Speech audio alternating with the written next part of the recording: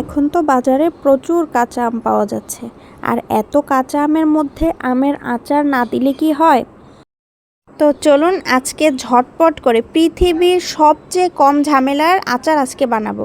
এটা হচ্ছে কাঁচা আমের টক ঝিরি আচার। তো হ্যালো এভরিওয়ান, আসসালামু আলাইকুম, welcome to moms kitchen and vlog. আজকে আপনাদের সঙ্গে যেটা শেয়ার করবো, এটা সব থেকে মনে হয় এই পৃথিবীর সব থেকে সহজ আচার।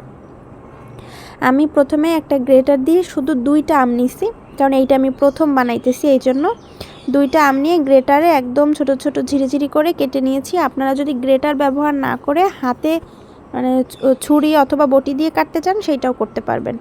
তারপরে আমি একটা এরকম স্টিলের স্টেইনারে করে 5 থেকে 10 মিনিটের জন্য একটু ছাদে দিছিলাম। তবে আপনারা যদি সেইটা না পারেন, তবে ফ্যানের নিচে রেখে দিলেও হবে। এতে করে হবে কি, এই যদি আমের মধ্যে কোনো এক্সট্রা পানি থাকে সেটা চলে যাবে।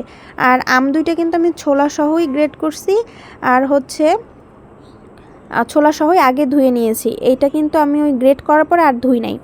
এরপরে সরিষার তেল একদম টকবকা গরম করে এর মধ্যে কয়েক টুকরো রসুন দিয়ে দিয়েছি। আর একটা শুকনা কড়াইয়ে আমি একটা শুকনা মশলা বানিয়ে নিয়েছি, যেটার মধ্যে 5 ফোড়ন আর শুকনা মরিচ ছিল। এটা ভালো করে তেলে গুঁড়ো করে নিছি। আর এই তেলের মধ্যেই ওই যে ঝিরিঝিরি করে রাখা আম, এইটাকে দিয়ে দিছি। আমি কিন্তু অলরেডি চুলাটা বন্ধ করে দিছি, কারণ তেলটা একবারেই একটু গরম করে নিছি, এরপরে চুলাটা একদম বন্ধ করে দিছি। তারপরে হচ্ছে এটার মধ্যে পরিমাণ মতো লবণ আর হচ্ছে শুকনো মরিচের গুঁড়ো আমি দিছি। এটা আপনারা চাইলে স্কিপ করতে পারবেন, আপনারা চাইলে কাঁচামরিচও দিতে পারবেন, অথবা এগুলো একটাও না দিয়ে শুধু শুকনো মরিচ যেটা তেলে গুঁড়ো করবেন ওইটা দিলেই হবে। এরপরে আমি লবণ আর শুকনো মরিচ দেওয়ার পরে ওই যে ভাজা মশলাটা গুঁড়ো করছিলাম ওইটা পুরোপুরি দিয়ে ভালো করে মিক্স করে দেন কাচের জারে করে রাখতে হবে। আর এইটার এই পরিমাণ তেল দিতে হবে যাতে করে আমটা নিচে পড়ে থাকে, তেলটাও উপরে থাকে।